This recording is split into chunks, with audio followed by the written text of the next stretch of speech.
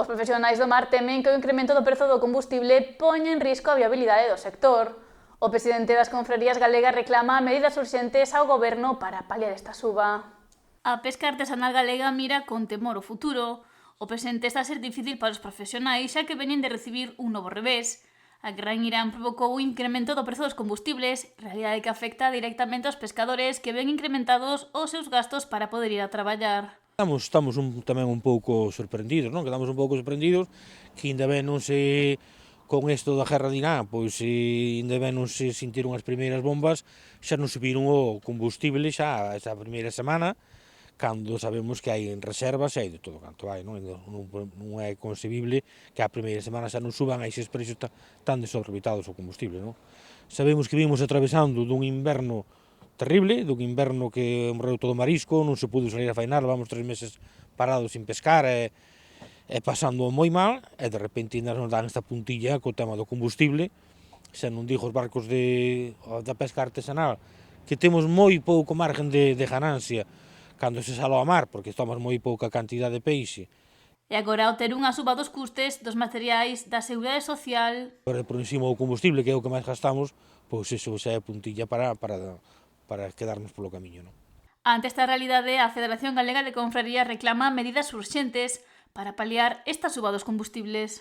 Eu penso que teño que ser claro e contundente. O meu sector que represento non damos créditos que xa outros países veciños que xa levan xa uns días e semanas tomando medidas fuertes como cando foi da guerra de Ucrania que, pois, bueno, sabemos que o goberno tamén está recaudando un hache de impuestos con estas subidas que non se nos haya tendo en conta tanto, xa non solamente a pesca, sino a todo o sector, non? Transporte, agricultura e todos, e que non se haya rebaixado o precio do combustible para podermos polo menos manternos a flote cas empresas, non? E o sector da pesca, que é o que represento eu, vemos que estamos pasando moi mal, ainda se vai a pasar, porque as cousas non se regeneran así como así, sabemos o que vai a pasar, e ainda por encima que nos dean estes costes tan elevados, a principio xa pois, non vemos lógico que non se reaccione desta maneira. Pérez urxe estas medidas xa que sostén que se a situación se prolonga no tempo pode ser fatal para o sector. Un dos segmentos máis afectados sería a flota artesanal. Moitos que sí, estamos falando de combustible da pesca artesanal, tanto na gasolina, que temos tamén subvencionada, como o gasoi.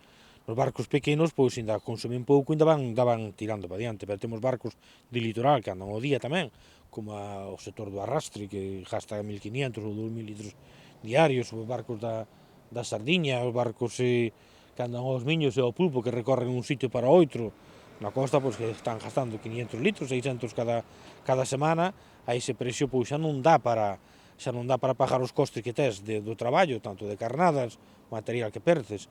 Agora subeu a Seguridade Social bastante, o que é para o mes, entonces, claro, isto non dá para manter a empresa, non? Os autónomos vamos a quedar polo camiño.